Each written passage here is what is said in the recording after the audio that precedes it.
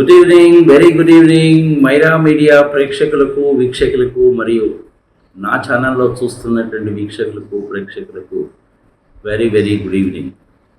ఈరోజు అంటే 8వ తారీఖు మే నెల 2024 సంవత్సరము సాయంత్రం 6 గంటలు 7 గంటల సమయంలో నేను మాచర్ల నియోజకవర్గంలో పిన్నెల్లి రామకృష్ణారెడ్డి గారికి, నరసరావుపేట ఎంపీ అనిల్ కుమార్ యాదవ్ గారికి ప్రచారం చేయడానికి వచ్చాను.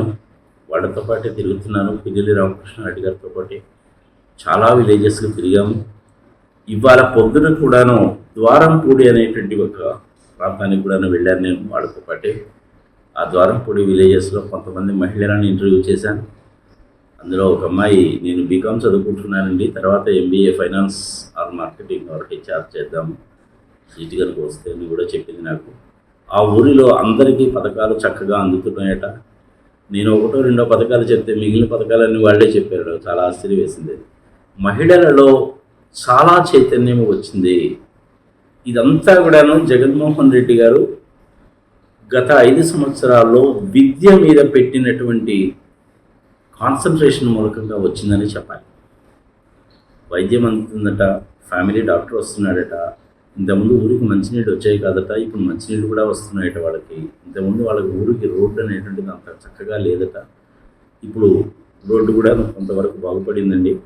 అక్కడక్కడ ఇంకా 1-2 ప్యాచెస్ ఉన్నాయి, కానీ రోడ్డు అయితే బాగుపడిందండి. మా ఊరి వరకు రోడ్డు బాగానే ఉంది, కానీ రోడ్లో మటుకు కొన్ని ప్యాచెస్ అవి ఉన్నాయి. ఇది మీరు ఎమ్మెల్యే గారి దృష్టికి తీసుకెళ్లారని చెప్పారు వాళ్ళు. నేను అది రామకృష్ణారెడ్డి గారి దృష్టికి కూడా తీసుకెళ్ళాను నేను. అయితే పిన్నెల్లిలో రామకృష్ణారెడ్డి గారు 20,000 ఓట్లకు తక్కువ కాకుండా గెలిచేటువంటి అవకాశాలే ఎక్కువ కనపడుతున్నాయి. నేను ఇంతకుముందు కూడా 1-2 వీడియోలో చెప్పాను మీకు. ఇది చాలా సెన్సిటివ్ ఏరియా, చాలా చరిత్ర ఉన్నటువంటి ఏరియా. పిన్నెల్లి రామకృష్ణారెడ్డి, ఆయన బ్రదరు పిన్నెల్లి వెంకటరామరెడ్డి ఇద్దరు చేసినటువంటి కృషిని గురించి కూడా చెప్పాను. ఇది మళ్ళీ ప్రేక్షకులకు ఒకసారి చెప్పినా కానీ తప్పలేదు. 50 బెడ్స్ హాస్పిటల్ని 100 బెడ్లు హాస్పిటల్ చేయడానికి ప్రతిపాదనలు ఉన్నాయి. అది జరుగుతుంది. ముస్లిం కమ్యూనిటీకి సంబంధించినటువంటి వాళ్ళ ఖబరస్థాన్ ఏదైతే ఉంటుందో దానికి సొంత డబ్బులు 40 లక్షల రూపాయలు ఖర్చు పెట్టుకొని ఆయన దాన్ని చక్కగా తీర్చిదిద్దాడని కూడా చెప్పారు. అక్కడ వాళ్ళతో నేను ఇంటరాక్ట్ అయినప్పుడు, వాళ్ళని అడిగినప్పుడు స్వచ్ఛందంగా వాళ్ళే ముందుకు వచ్చి చెప్పారు. అదేవిధంగా ఎప్పుడో 200-300 సంవత్సరాల కింద ఉన్నటువంటి ఒక ప్రార్థనా స్థలం, దానిని కూడా అందరూ చక్కగా శుభ్రం చేసి ఇచ్చారండి మాకు అని చెప్పారు. మాచర్లకి ఇప్పుడు ఔటర్ రింగ్ రోడ్ వస్తుంది.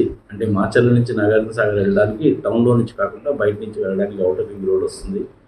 ఆ ఔటర్ రింగ్ రోడ్డు దగ్గర 1.5 సెంటు, ఇది గుర్తుపెట్టుకోవాలి. నార్మల్గా 1 సెంటే ఇస్తున్నారు గవర్నమెంట్ వాళ్ళు, ఇల్లు లేనటువంటి వాళ్ళకి ఇల్లు కట్టుకోవడానికి. పిన్నెల్లి రామకృష్ణారెడ్డి గారు జగన్మోహన్ రెడ్డి గారితో మరి ఏం చెప్పారో ఏమో తెలియదు, కానీ 1.5 సెంటు చోటు ఇచ్చారట వాళ్ళకి. అది ఫార్చునేట్లీ మాచర్ల నుంచి నాగార్జున సాగర్ వెళ్ళేటువంటి 4-వే నేషనల్ హైవేకి అటుపక్క ఇటుపక్క వచ్చాయి.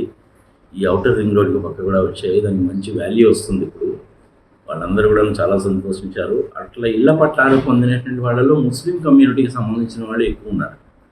వాళ్ళు కూడా కొంతమంది, ఎవరండి మాకు ఇక్కడ చోటు వచ్చిందండి, మీరు ఎన్నిక వచ్చారు కాబట్టి రండి, మాకు ఎట్లా ఇచ్చారో చూపిస్తామన్నారు. అంత టైం లేదు కాబట్టి నేను వెళ్ళలేదు. మరొక్కసారి చెప్తున్నాను, ఇది చాలా సెన్సిటివ్ ఏరియా అని ఇంతకుముందు కూడా చెప్పుకున్నాను. ఇంతకుముందు కూడా మనం ఒకసారి వీడియో చేసినప్పుడు మాచర్ల నియోజకవర్గానికి సంబంధించినటువంటి టీడీపీ అభ్యర్థి బ్రహ్మానందరెడ్డి గారు, ఆయన ఎక్కడో గుంటూరులోనో పులివెరలోనో ఎక్కడో ఉంటాడు. బట్ ఈసారి ఆయనకి టీడీపీ తరఫున టికెట్ ఇచ్చారు. ఈ టీడీపీ వాళ్ళు గెలవము అన్న సంగతి గట్టిగా తెలుసు కాబట్టి, గుర్తుపెట్టుకోవాలి, గెలవము అన్న సంగతి గట్టిగా తెలుసు కాబట్టి వైఎస్ఆర్సీపీకి 120 సీట్లకు తగ్గకుండా వస్తాయి అన్న సంగతి వాళ్ళకి ఆల్రెడీ తెలిసిపోయింది. కాబట్టి చంద్రబాబు నాయుడు గారు చూడండి ఎలాంటి మాటలు మాట్లాడడం మొదలుపెట్టాడు. నీ తాత మొగుడా, నీ అమ్మ మొగుడా, నీ మొగుడు తాత అమ్మ మొగుడా, ఇలాంటి 3rd క్లాస్ లాంగ్వేజ్ మాట్లాడడం అనేటువంటిది వాళ్ళ దిగజారుడుతనానికి నిదర్శనం అన్నమాట. ఈ బ్రహ్మానందరెడ్డి గారు మళ్ళీ ఒక్కసారి రంగప్రవేశం చేసిన తర్వాత చాలా సెన్సిటివ్గా ఉన్నటువంటి ఏరియా కాబట్టి కొట్లాటలు, గొడవలు మళ్ళీ కొట్టుకోవడము జరుగుతాయి. చాలా జాగ్రత్తగా ఉండాలి, పోలీస్ డిపార్ట్మెంట్ వాళ్ళు కూడా చాలా జాగ్రత్తగా ఉండాలి అని చెప్పాను. దీన్ని సెన్సిటివ్ ఏరియా కింద కూడా డిక్లేర్ చేశారు. 299 బూత్స్లో ఒక 151 బూత్స్ అనేటువంటిది సెన్సిటివ్ బూత్స్ కింద డిక్లేర్ చేశారు. అదేవిధంగా వరికపూడి శిలా ప్రాజెక్ట్ నిన్న గ్రౌండ్ రిపోర్ట్ కూడా ఇచ్చాను నేను మీకు. అది సపరేట్ వీడియోలో ఉంటుంది, అది పీడీటీవీ ఛానల్లో ఉంటుంది, చూసుకోవచ్చు మీరు. అది దానికి సంబంధించిన పూర్వాపరాలన్నీ.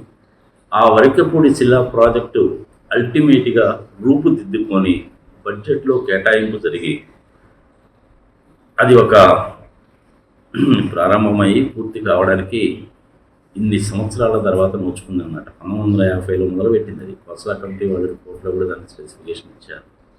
ఆ వీడియో సపరేట్గా ఉంది, అది కూడా చూడండి. మీకు ఈ నియోజకవర్గం మీద మంచి అవగాహన అనేటువంటిది వస్తుంది. మేము మా పార్టీకి మేము ప్రచారం చేసుకుంటుంటే ప్రశాంతంగా జరిగింది. అందరం భోంచేద్దాం కదా అని ఒక ఇంటి దగ్గర ఆగాను. ఒక్కసారిగా మా మీద దాడి చేశారు.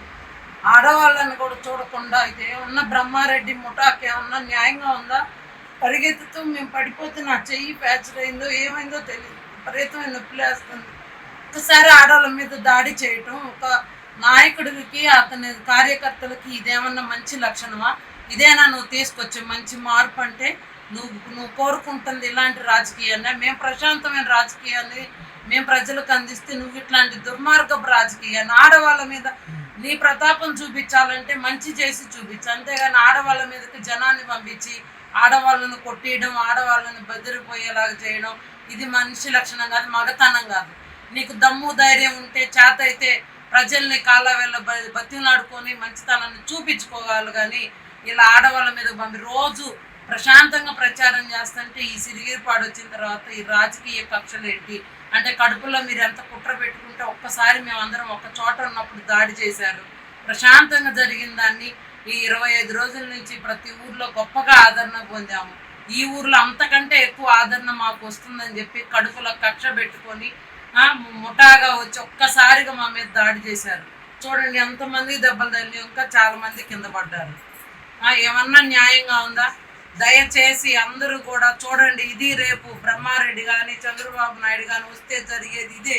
ఆడవాళ్ళని ఇలా చేశారంటే రేపు మగవాళ్ళని ఏం చేస్తారు? మమ్మల్ని బయట తిరగనిస్తారా రేపు వీళ్ళు అధికారంలోకి వస్తే? దయచేసి మిమ్మల్ని వేడుకుంటున్నాం అమ్మా, ఇప్పుడైనా కళ్ళు తెరిచి చూడండి, మమ్మల్ని చూడండి, మా బాధ చూడండి. ఎంత బాధగా ఉందో మాకు తెలుసు.